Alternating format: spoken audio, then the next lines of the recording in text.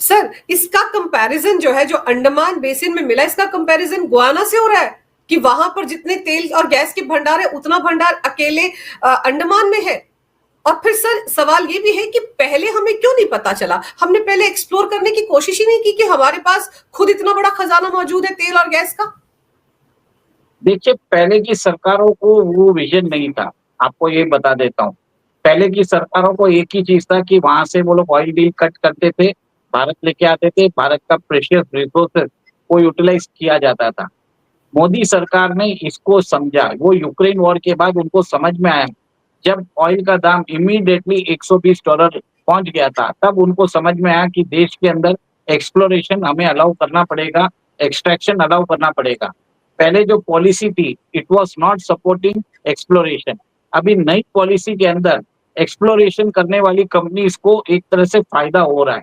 इसके लिए वो अपना वो एक तरह से जियो मैपिंग करके वो एक तरह से पता लगा रहे हैं कि कितना तेल नीचे है, उसको कमर्शियली वायबल कर सकते हैं क्या? ये काम हो रहा है और आप ये देखिए ना, इसका रिजल्ट भी हम देख रहे हैं। बलिया हो, समस्तीपुर हो, कृष्णा गोदावरी हो, बॉम्बे हाई हो, अंडमान हो, हमें ये तो अभी स्टार्ट है। अभी तो आप देखेंगे कि भारत के हर जगह पे एक्सप्लोरेशन चालू हो जाएगा।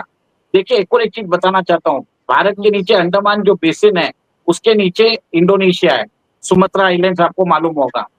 इंडोनेशिया वही बेल्ट में आता है, every day 700,000 7 lakhs barrel per day oil एक तरह से एक्सट्रैक्ट करता है और वो एक तरह से इसको 10 लाख बैरल पर डे वो एक तरह से लेके जाएगा in another 1 year. Indonesia is one of the exporter of oil. अब बताया जाता है अगर भारत अपनी सारी डिस्कवरी को जो ऑयल एक्सप्लोरेशन होता है वो अगर एक्सट्रैक्शन चालू कर देता है, from net importer we will become also net exporter. तो बड़ी-बड़ी जो देश हैं, जो भारत के ऊपर डिपेंड है, वो एक तरह से इसको एक तरह से उनके अलार्म बज चुका है। अब वो भारत की इस खोज से परेशान हो चुके हैं। आपको समझना पड़ेगा, Bharat is 16% of the world's population और एक तरह से second largest importer of oil है। अगर ये मार्केट बड़ी-बड़ी कंट्रीज़ के हाथ से निकल गया, तो उनकी हालत खराब हो जाएगी। आज भारत अपना मैक्सिमम चीज़ रशिया, यूएसए, सऊदी अरेबिया से लेता है और वर्ल्ड की सबसे बड़ी oil producing and exporting countries है, वो रशिया है, अमेरिका है, सऊदी अरेबिया है, ईरान है। ईरान का तो अब ऐसा है कि उसकी ऑयल फैसिलिटीज कुछ महीनों के लिए एक तरह से ठप हो चुकी है, क्योंकि इस वॉर के अंदर उनकी सप्लाई खत्म हो चुकी है। पर भारत ने अपना जो तेल का जो है वो डाइवर्सिफाई करके रखा है। हम अभी तेल ले रहे हैं नाइजीरिया से, हम ले रहे हैं गयाना से, हम ले रहे हैं वेनेजुएला से, हम रशिया से ले रहे हैं। तो अरब से भी आ रहा है हमें, पर ऐसा नहीं है कि अगर उधर से सप्लाई बंद हो जाए तो हमें दूसरे एवेन्यूज ऑलरेडी भारतीय सरकार ने कर दिए। प्रॉब्लम आ सकता है हमें गैस का, जो हम कतर से ले रहे हैं। तो फिर भी कहीं न कहीं भारत सरकार ने मोज़ाम्बिक और बहुत सारे जो अफ्रीकन नेशंस है, उधर से भी गैस इंपोर्ट करने का एक तरह से प्रावधान ऑलरेडी कर चुके हैं। भारत को मालूम है कि इकोनॉमिक खतरे आ सकते हैं। इसके लिए ये दूरंदेशी मोदी सरकार ने लगा के एक तरह से हमको इंसुलेट कर चुके हैं। देश की एनर्जी सिक्योरिटी के लिए भारतीय सरकार ने बहुत सारे स्टेप्स लिए हैं। देखिए आप अंजू जी, आप समझ लीजिए, देश में ईवी के ऊपर इतना जोर चल रहा था, ग्रीन हाइड्रोजन के ऊपर जोर चल रहा था, एथनॉल बेस्ड पेट्रोल का जोर चल रहा था। फिर भी हमारा जो ऑयल पे डिपेंडेंस है कम नहीं हुआ है। आज भी 88% हम इंपोर्ट करते हैं। तो उसके माध्यम से भारतीय सरकार ने पहले से ही वेट डाइवर्सिफाई अपना जो है अपना डाइवर्सिफाई कर चुके हैं। आपको ये भी बता देता हूँ, सकलाइन ऑयल फील्ड जो रशिया से हैं, उसके अंदर भी भारतीय सरकार ने कहीं-कहीं जाके स्टेक्स भी ले रहे हैं। तो जिसके कारण फ्यूचर में एनर्जी सिक्योरिटी हम लेकर पाएँगे। पर सर जैसे ईरान ने धमकी दे दी है कि वो अपना स्ट्रेट ऑफ होर्मुज को बंद कर देगा, अगर उसको बंद करता है तो आप सोचिए कि बहुत सारे देश जिनमें भारत भी आता है, भारत भले ही अलग अलग देशों से खरीदता है लेकिन ईरान से भी खरीदता है। और उस वक्त ये लगने लगा था कि पता नहीं भारत की जो उभरती अर्थव्यवस्था है उस पर कहीं असर ना पड़ जाए, जो इसराइल और ईरान के बीच वॉर चल रहा है। तो अगर उसके बीच में अच्छी खबर आती है सर, तब तो बहुत से लोगों को मिर्ची लगेगी लगेगी। देखिए, मिर्ची तो लगेगी और देख सकते हैं कि किस हिसाब से American and British companies line up हो रहे हैं भारत के यहाँ पे आने के लिए।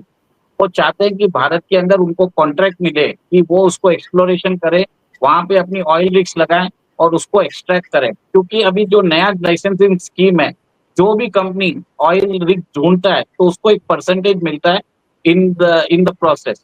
तो इसके लिए उनको मालूम है this is a profitable venture.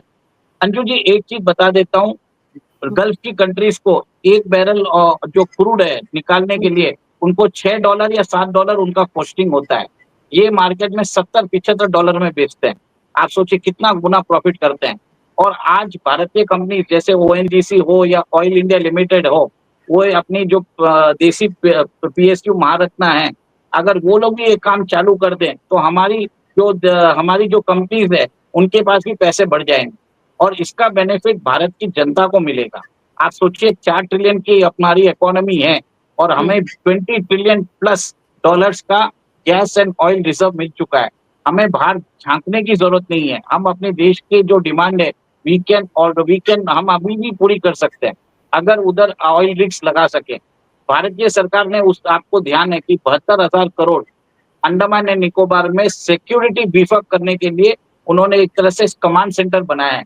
वहाँ हुँ, पे अपनी सुरक्षा बढ़ाई है, क्योंकि आपको मालूम है थोड़े ही नीचे स्ट्रेट ऑफ मलाका है और स्ट्रेट ऑफ मलाका के द्वारा वर्ल्ड का जो 65 टू 75% ट्रेड है, जो स्ट्रेट ऑफ मलाका से होता है। और उधर ही अदानी ने सबांग पोर्ट भी लेके रखा है इंडोनेशिया में, जिसके कारण वहाँ पे भारत का वर्चस्व बढ़ता जाएगा और आगे जाके हमारी कोई भी ऑयल रिग्स के ऊपर एक तरह से बुरी नज़र नहीं देख पाएगा। आपने देखा होगा कि इंडियन नेवी ने अभी थोड़े दिन पहले 6,000 किलो मेथ पकड़ा था, जो हुँ। 36,000 करोड़ का था। तो कहीं न कहीं वहाँ की सुरक्षा भी इम्पोर्टेंट होती है।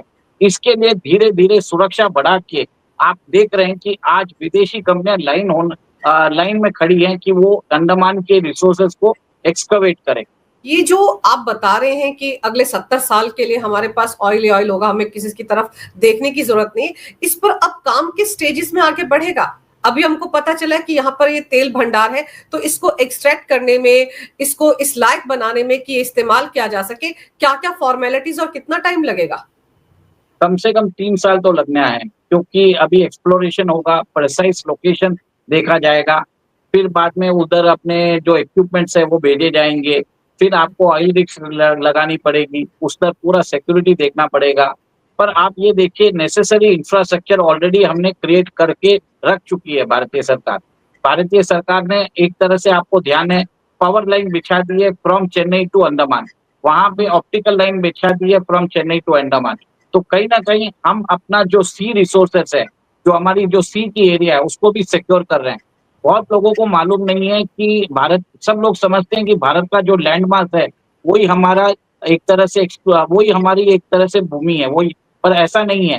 सी से हुँ, जो कोस्ट से एटलीस्ट 200 किलोमीटर्स तक हमारा एक्सक्लूसिव इकोनॉमिक ज़ोन होता है।